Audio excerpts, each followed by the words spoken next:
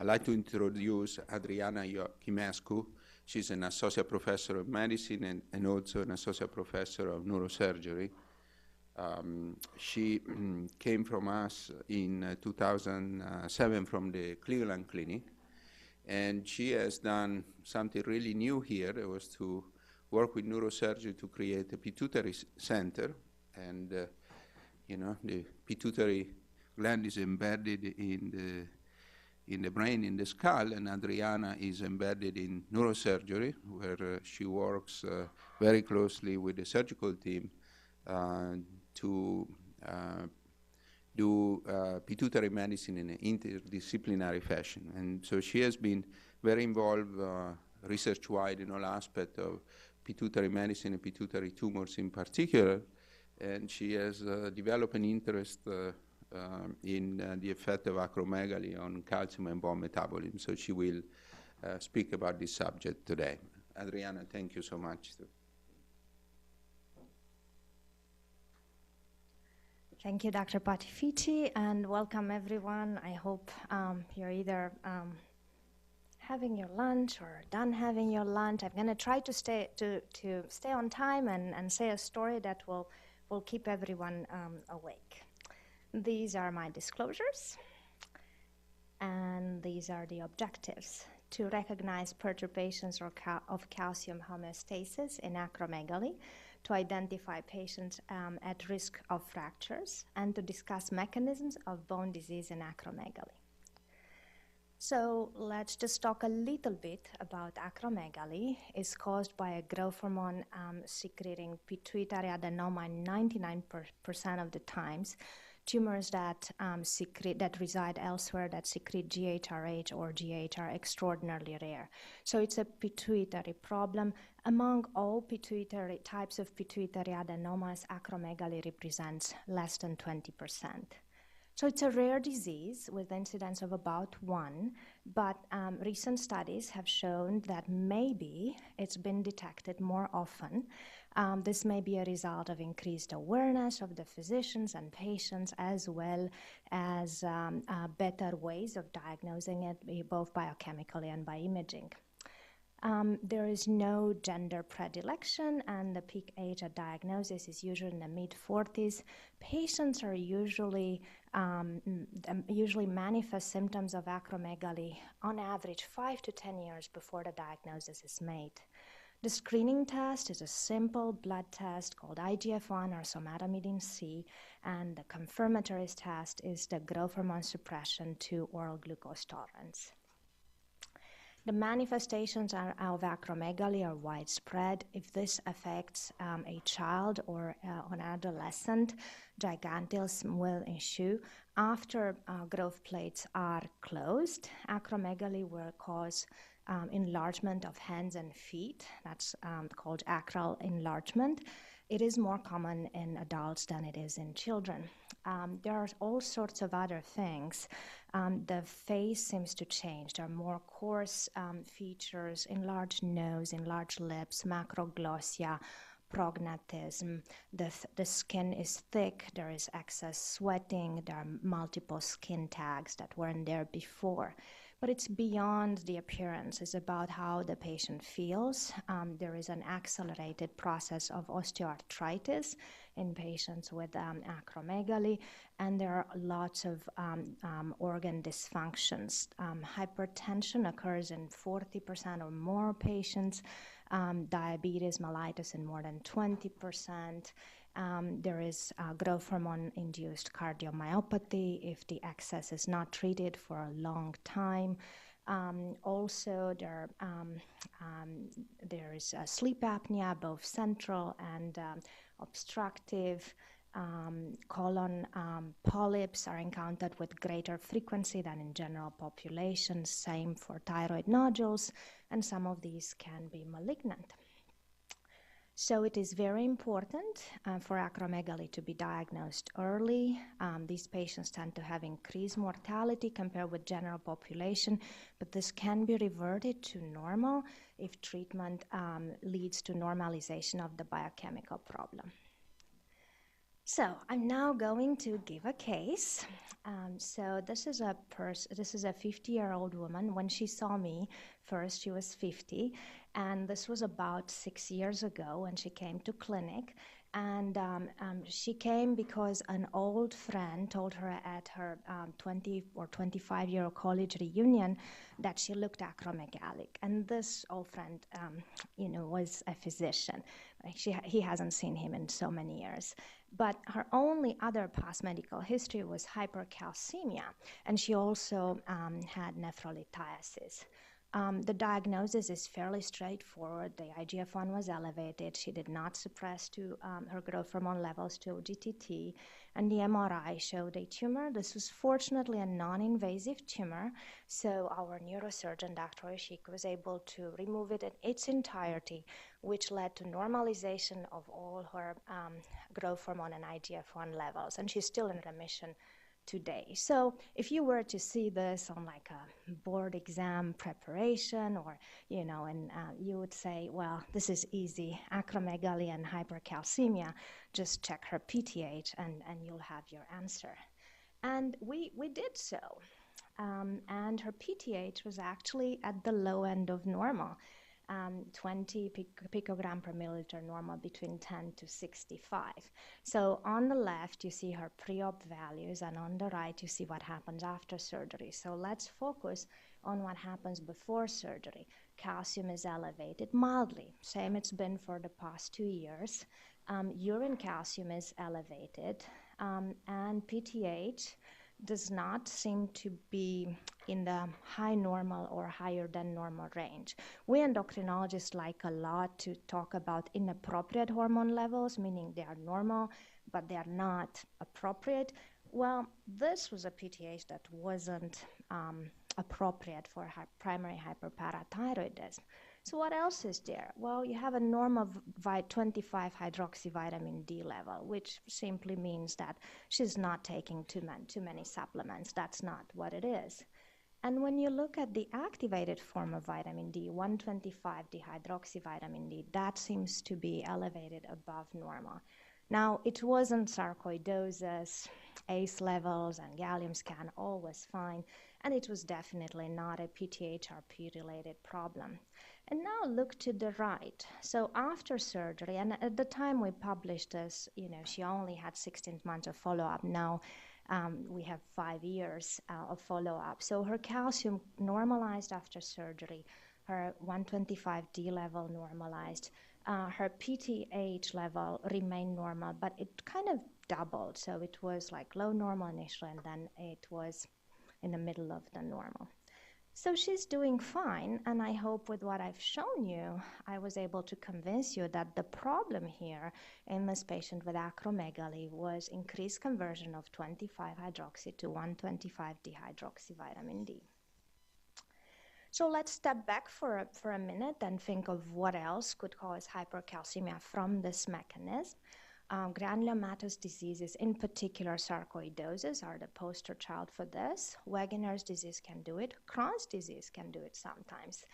Mycobacterial and fungal infections like histoplasma can also cause this, and hematologic malignancies. We are not the only ones who reported. We actually reported 2 cases of 125D hypercalcemia. This is another article coming from the Cleveland Clinic. Now, the interesting part here is that they've had labs in this person for more than 10 years. And this person was grossly acromegalic with severely elevated numbers when he presented here to their Pituitary Center in 2012. As you can see, so he must have had it for a few good years before. It's a benign tumor. It grows slowly, but it causes problems gradually over time. His calcium level only started to go up 2 years before the diagnosis. It was still within normal range for their lab. and then it was higher than normal here. It was similar to our case, a problem of 125D with the phosphorus level that was not lower than normal or in the low normal range, and with the PTH that was close to the bottom of the normal range. And then after surgery, everything resolved. So if we're looking at the literature at studies that actually looked at more than 1 or 2 patients, because there is this bias, we tend to report the cases that are interesting. Hypercalcemia has been reported in retrospective case series in about 5 to 10%.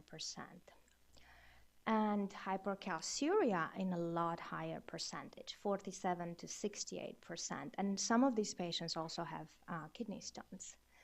So the etiology that you all know and suspect first is coexistent primary hyperparathyroidism. Indeed, about 3 to 5% of patients with acromegaly have a genetic mutation, have MEN1, which could cause both conditions. But the other etiology that seems to be related to the growth hormone excess in itself is what I've shown you with the vitamin D activation. So if we were to put the two entities side by side with primary hyperparathyroidism, we can have this either in a sporadic or familial presentation. Both the calcium is elevated, but the phosphorus is usually either lower than normal or at the low end of normal. PTH can be inappropriately normal at the high end or elevated.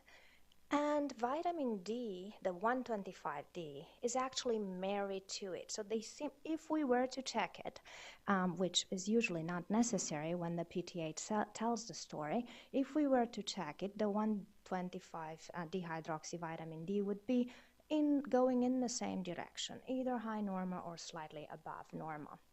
And hypercalcemia requires actually parathyroid surgery in order to be effectively removed.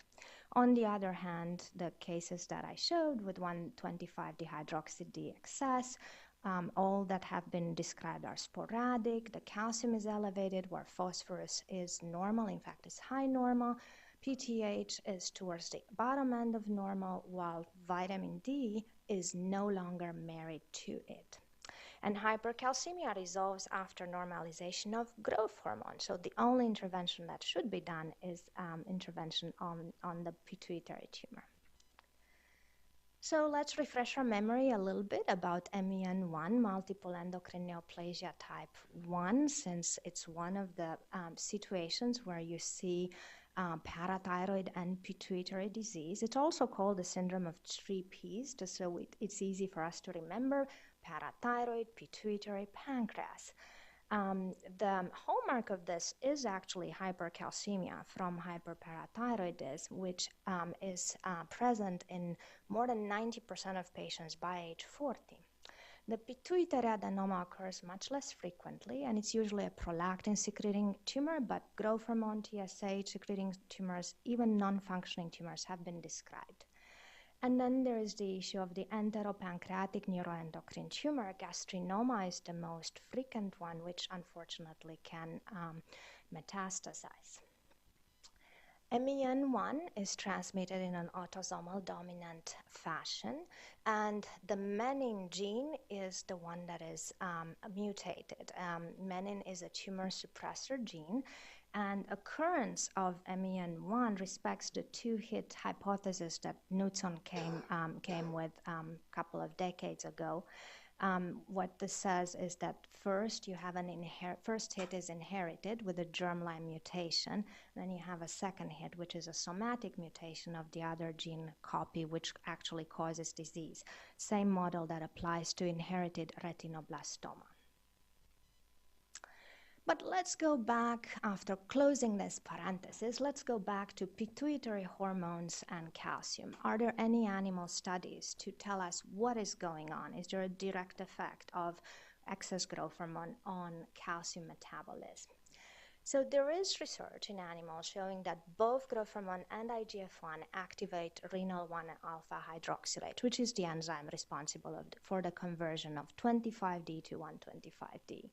And this happens in a calcium-dependent fashion, and this leads to intestinal calcium absorption and increase in renal calcium tubular reabsorption.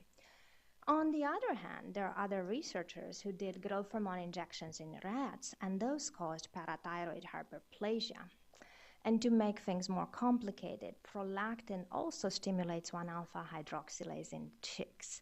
Now that's important because patients with acromegaly have high prolactin in 30 to 50% of the cases, sometimes from a co-secreting tumor, other times from something we called stalk effect. So prolactin goes up when a big tumor interrupts the normal communication between hypothalamus and the pituitary gland. It's dysregulated inhibition, which usually entails dopamine that travels down the stalk to the pituitary gland.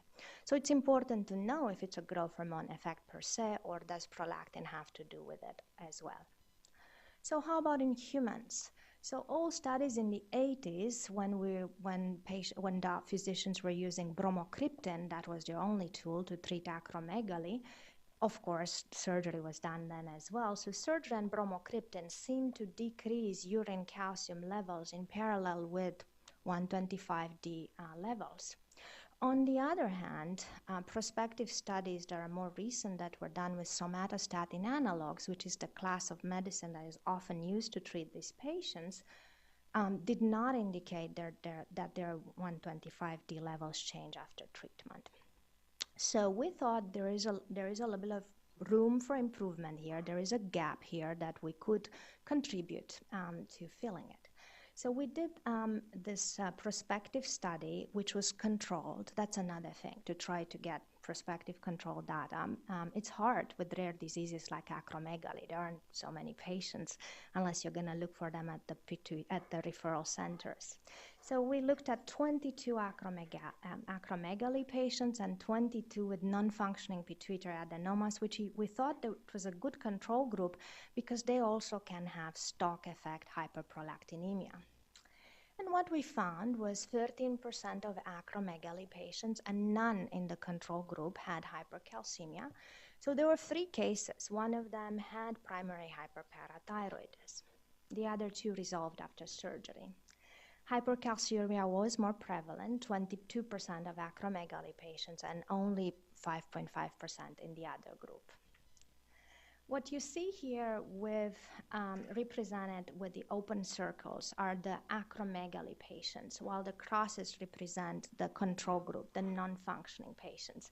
What you see on the x-axis is the IGF-1 level, which is the biochemical activity of acromegaly.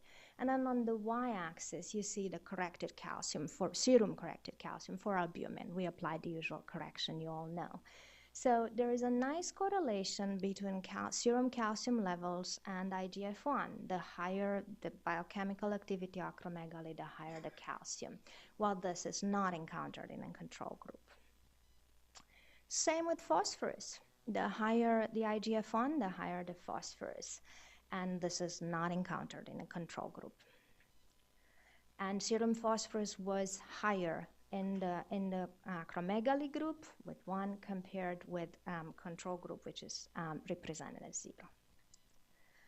How about serum PTH? So that is an inverse correlation we observe here. The higher the IGF-1, the lower the PTH. So PTH seems to go in the different direction as calcium.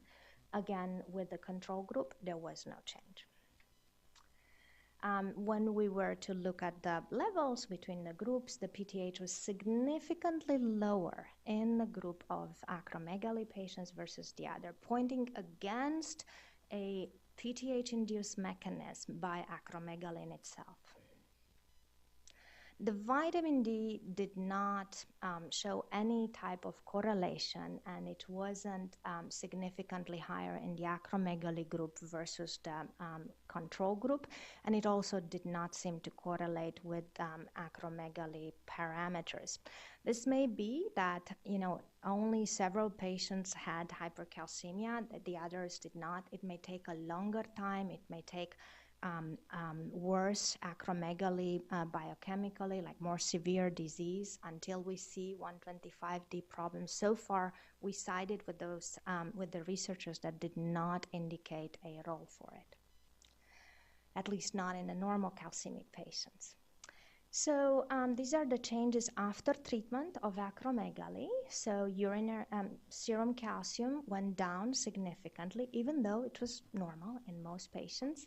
Urine calcium and fractionated excretion of calcium went down as well. Phosphorus decreased as a result of treatment. PTH increased, and 25D and 125D levels were non-contributory, did not change. So I'm going to move on to the second objective of our talk, which has to do with risk of fractures in patients with acromegaly. And this is where the second case come in. This is a 44-year-old man who complains of low back pain. He was diagnosed with acromegaly at age 36, underwent surgery, was not in remission, so he then had medical treatment and radiation. Medications were stopped at age 42, and his IGF-1 remained within normal range afterwards. So he's one of those cases that went into durable remission as a result of adjuvant therapy, which was medication, but most importantly, radiation is what put him in durable remission. So now he's no longer an active acromegalic. He is taking topical testosterone with a level that looks pretty good. There doesn't seem to be a problem here. Metformin and hydrocortisone. One problem with radiation is that it can cause other hormone deficiencies, so that's why he's on hydrocortisone. So which one of the following statements is true? Bone resorption markers in this patient, if we were to check them, they would be elevated. Lumbar spine bone density would be low. Risk of vertebral fracture is not increased and is increased. So in the next few slides, I'm going to try to convince you that the only true statement in this case is that his risk of vertebral fractures is actually increased. So first, let's zoom out and talk a little bit about secondary osteoporosis.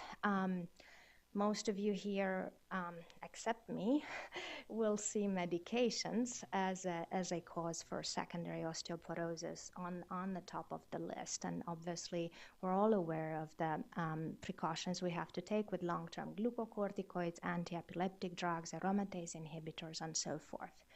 In terms of medical conditions that could cause osteoporosis, hypogonadism is also always at the top of the list. Cushing syndrome, hyperparathyroidism, hyperthyroidism, vitamin D and or calcium deficiency, hypercalciuria, malabsorption, and growth hormone deficiency. So, I wanted to mention that because actually one of the issues with children, for example, those who are survivors of brain tumors, they have growth hormone deficiencies that is lifelong, and they are usually treated with growth hormone replacement up until their growth plates close, up until they reach their mid-parental height.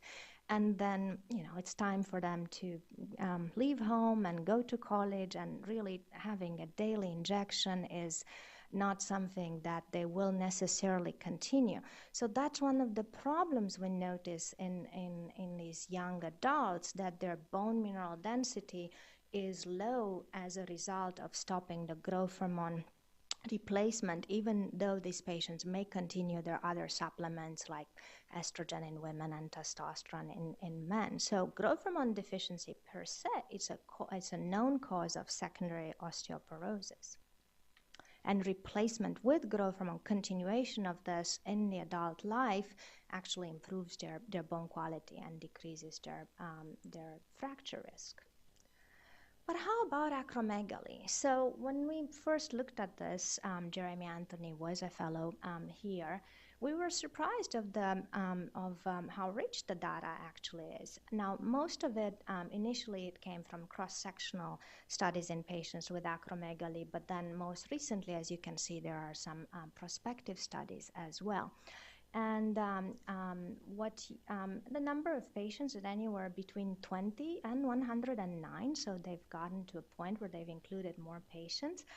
The way they defined osteoporosis was radiographically by looking at the x-rays, either by quantitative morphometric analysis or by Jenin scoring.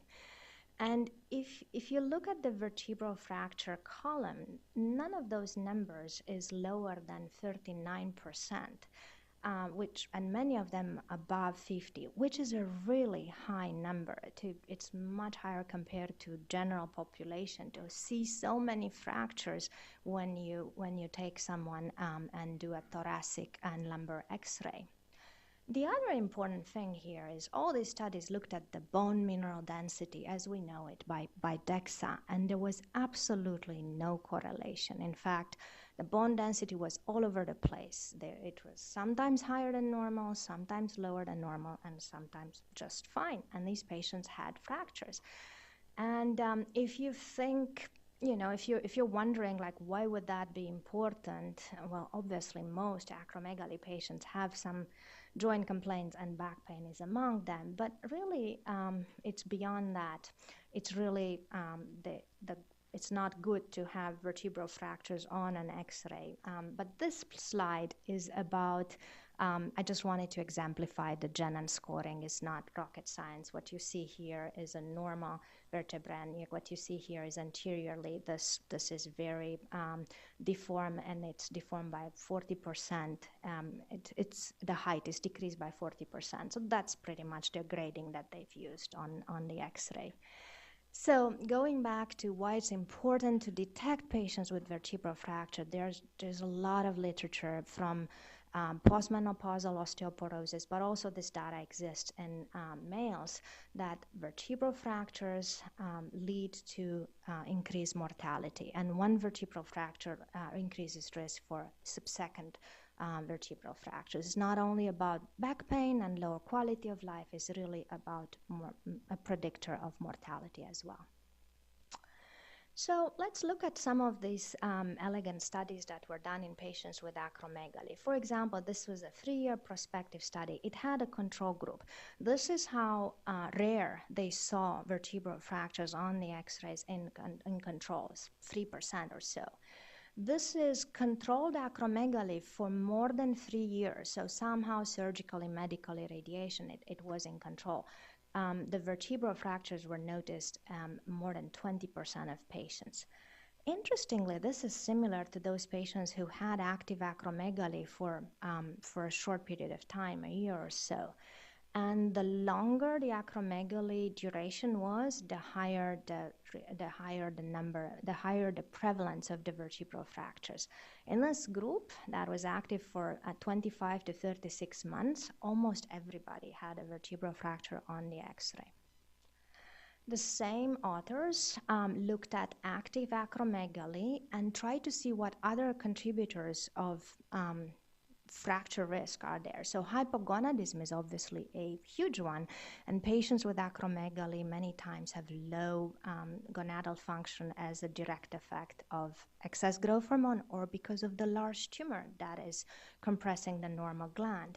So there was no difference whether the patients were hypo or eugonadal if their acromegaly was strong and was going. Same if they had previous fractures. There was no difference in subsequent fracture risk. They all had a lot of fractures. Now, to the left, you see those that have been controlled. So here, it does seem to matter. If you have hypogonadism that is not well treated, the risk is much higher. So that's why when I showed you that case, that person had well-controlled hypogonadism. That wasn't one of their problems. And the other thing is if the patient had a prior fracture, that increased the risk for a reoccurrence, even though the acromegaly was controlled.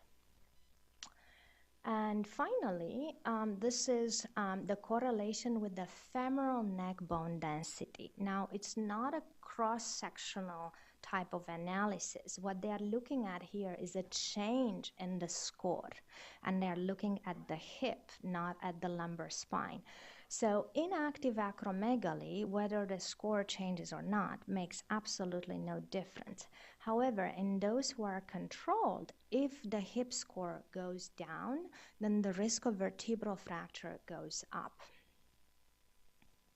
The other thing that they found was that new fracture were associated only with duration of disease. This is another study. All these patients were controlled from the respect of their acromegaly. They followed them for 2.5 years. And what you see here requires no explanation. The bone mineral density in males and females at the hip or at the lumbar spine makes absolutely no difference, does not help the case in any way, does not help the diagnosis in any way.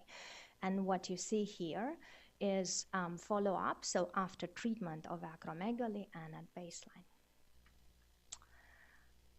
And the number of vertebral fractures at baseline seem to influence refracture risk. If there are 2 or more seen on the X-ray, then the fracture risk is close to 40%. And vertebral fractures progressed in 20% of patients with controlled acromegaly in absence of osteopenia or osteoporosis defined by the criteria we know by DEXA.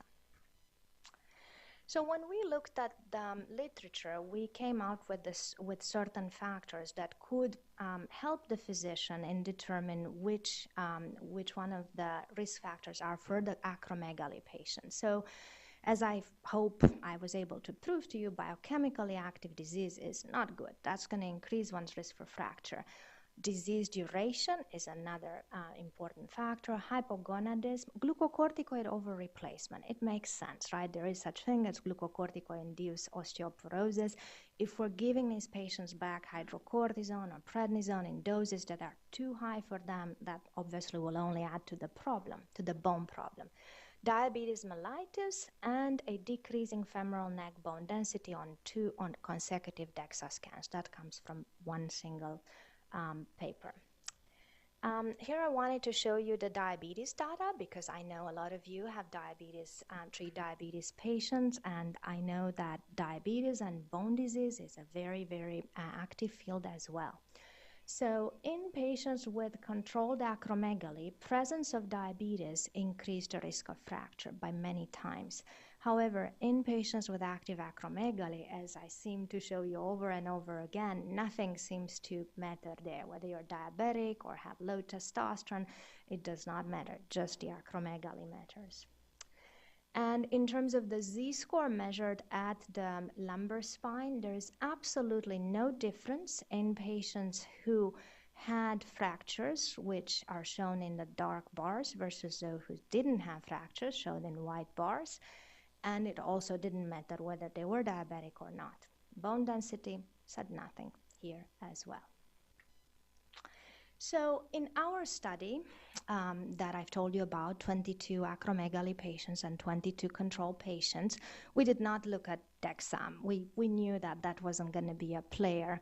But we did look at bone turnover markers. So bone metabolism or bone remodeling is a lifelong process. Our skeleton needs this remodeling in order to stay healthy. It entails 2 processes. Bone resorption is removal of mature bone, and that's with the help of cells called osteoclasts. And one of the markers of bone resorptions we looked at is CTX, which is C-terminal telopeptide type 1 collagen. On the other hand, once room is made by this process of resorption, bone formation occurs, and that is obviously the player there is the osteoblast. And the marker of bone formation is P1NP, at least this is the one we looked at, which is collagen type 1 and terminal propeptide. So what you see here is acromegalics represented with 1, control group represented with 0. There is a significant difference. There is more bone resorption and more bone formation in acromegaly versus control, at least judged by the markers that we measured in the serum. The other thing we found that they were very tightly correlated, so the 2 processes seem coupled.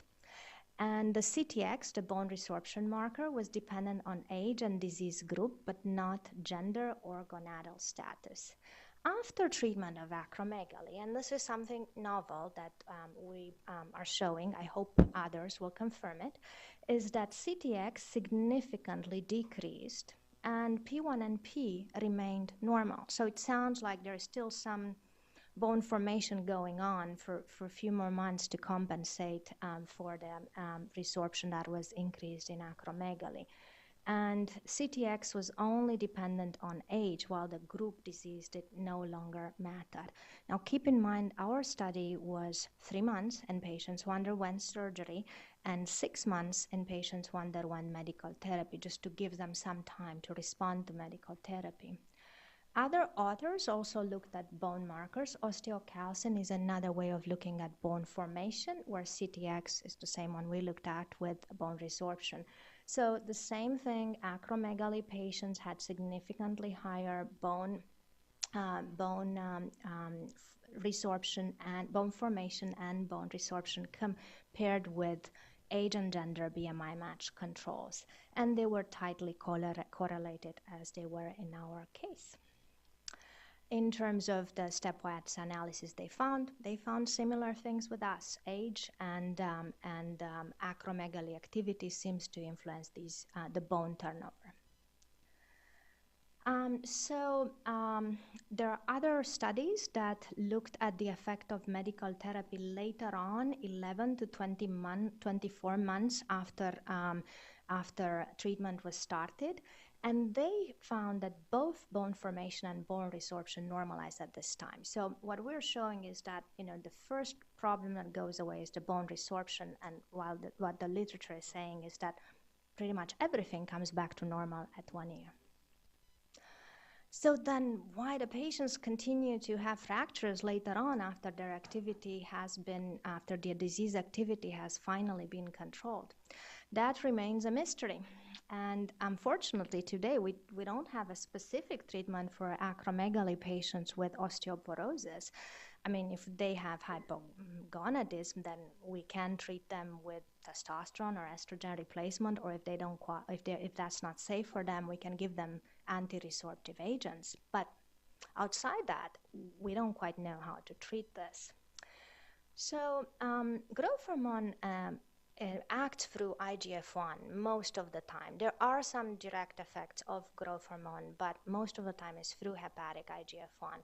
However, IGF-1 is also synthesized in peripheral tissue, so has both autocrine and paracrine effects on bone.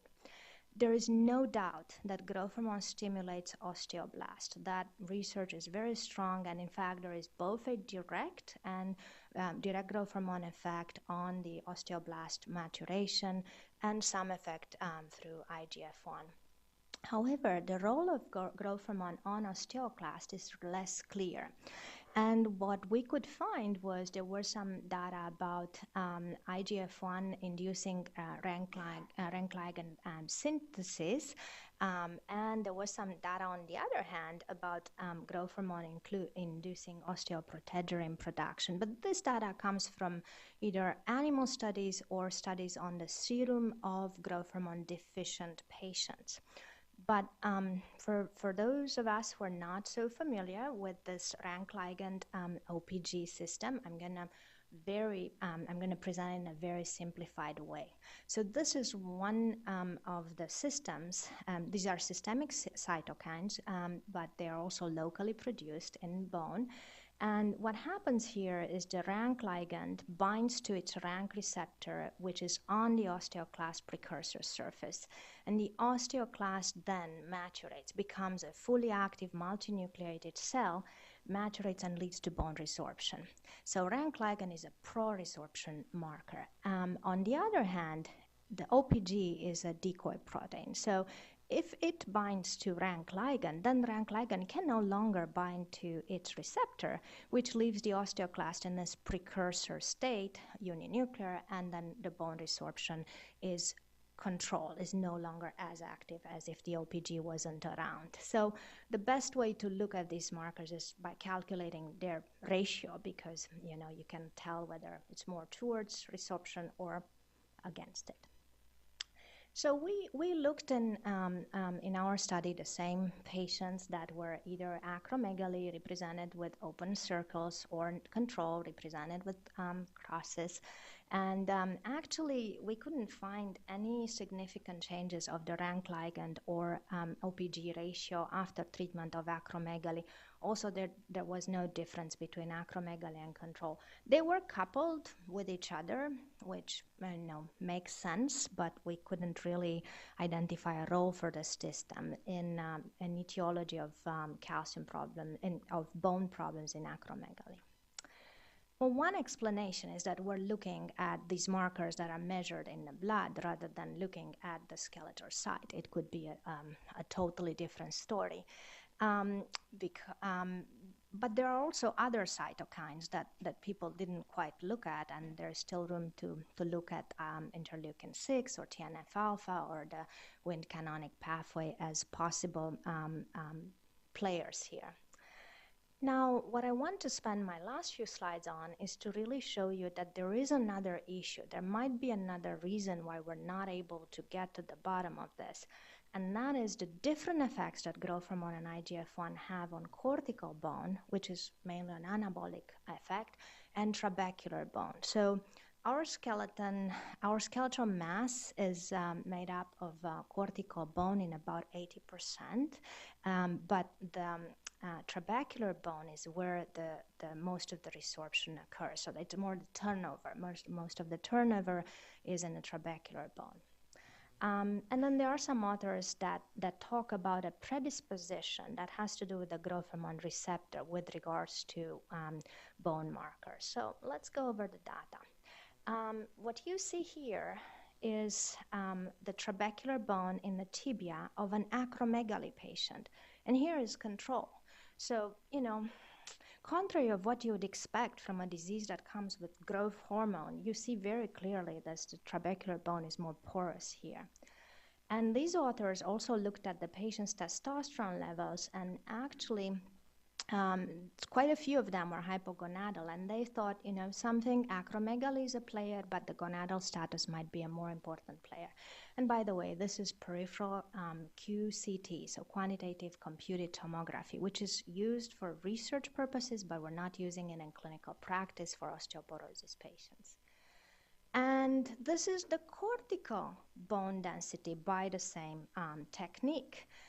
So the cortical density is actually higher in active disease compared to control disease. So it sounds like the cortical bone, which is on the outer side of most bones, is thicker with acromegaly, but not the same does not apply to trabecular bone. And if you think of where it's a lot of trabecular bone, that's our vertebrae. They have a lot of trabecular bone.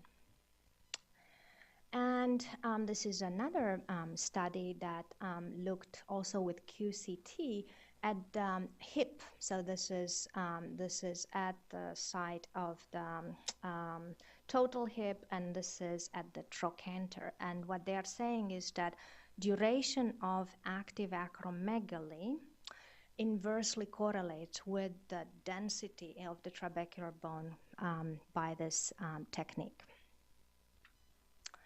And here's the data about growth hormone receptor. So growth hormone binds to its receptor in order to act on the cells.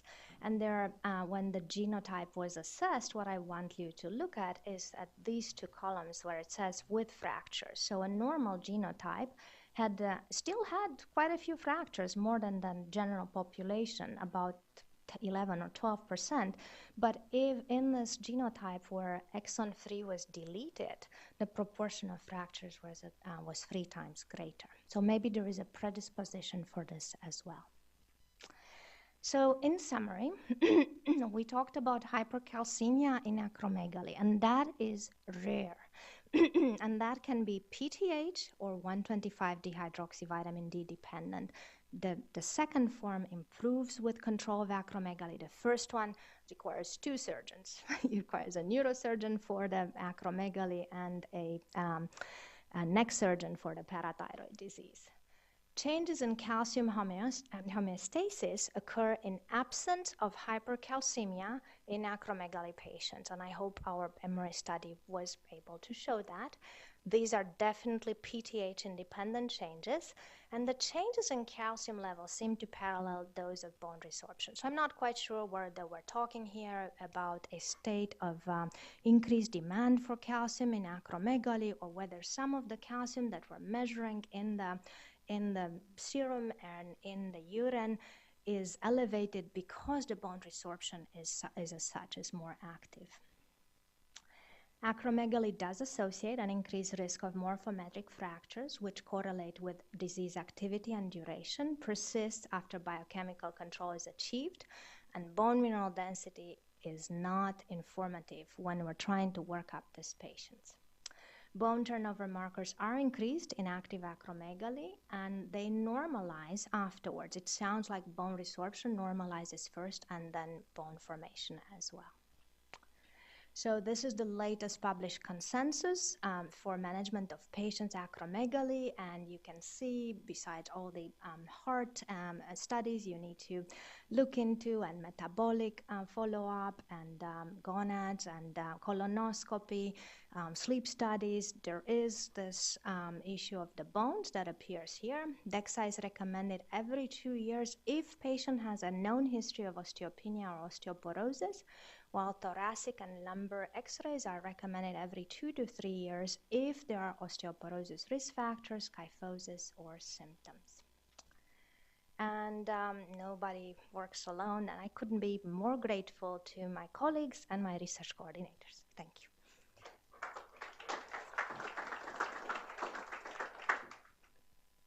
Thank you. That was fantastic. I'll tell you, when I was a medical student, I was so excited I had made the diagnosis of this disease in a patient of mine who came in with massive hands, and it turns out he was a baker. He didn't have this particular disease, but it was a good medical student exercise. So I'll start off with a question that, so the balance, the change and the difference between differential effects on the different parts of the bone, the trabecular versus cortical, is really interesting, and it relates to a difference in the blast and class function. So at the cellular molecular level, is that because of spatial localization of the osteoclasts, or is there something different about them in those different locations? I wish I knew. There is not, I mean, I've tried to summarize what we know about this, but yeah. There's definitely osteoblasts and osteoclasts everywhere, both in the cortical and trabecular bone, but we don't quite know why this seems to happen differently in the cortical versus trabecular bone. That's where more research has to be done to understand exactly what is the mechanism of this trabecular dysfunction. Any questions? Any questions from the audience? Roberta? We have to get you a microphone and someone will ask one of you.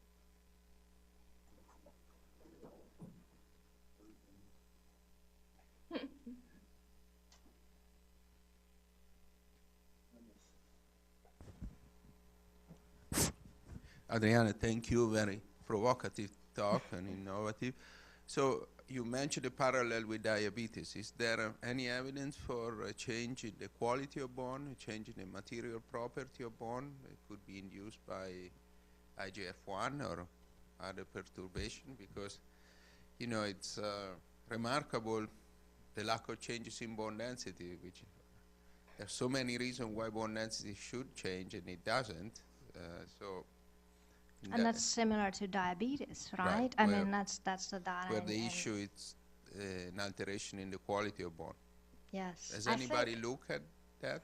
No, I tried, and we talked about perhaps, you know, there are some softwares, right, for DEXA that try to calculate and differentiate between the trabecular and the cortical bone density.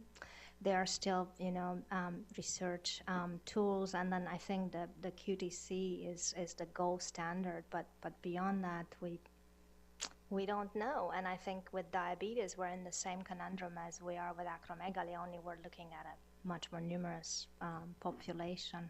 Yes, I think we need the lab researchers like you to look deeper into this issue, because I think at the clinical or translational background, we're not going to be able to say more mechanistically speaking. I think there's just more than one thing going on, that's for sure. And I think no matter how many markers we look at, we're not going to be able to get to the bottom of this. I think we have to go back to perhaps animal models or cell cultures and answer this.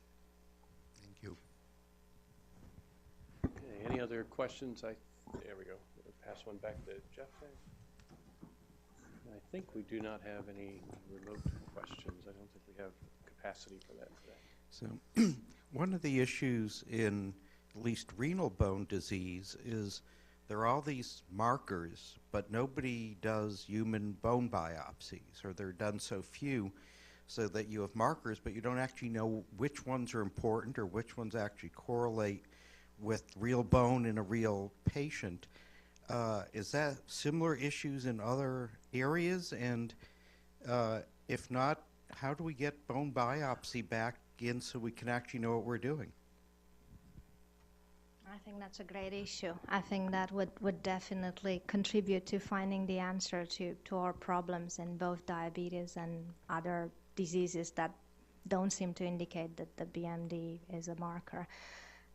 The only thing that I know, the only place where it still uses for adynamic bone disease, which occurs unfortunately in renal patients, right? So I don't think we're doing that routinely. Not enough of that happening, unfortunately. Yeah. Okay. Well, if there are no other questions, Adriana, thank you so much for a fascinating talk. It's an interesting disease. Really appreciate it. Thanks. That was good. That was great.